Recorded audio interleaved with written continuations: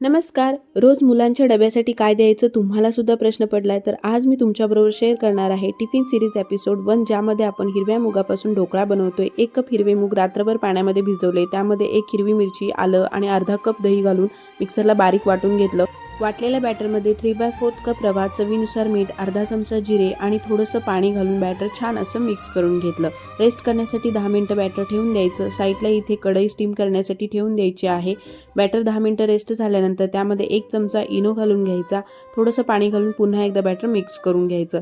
तेल लावलेल्या प्लेटमध्ये बॅटर ओतून घ्यायचं आणि स्टीम करण्यासाठी प्लेट ठेवून द्यायची.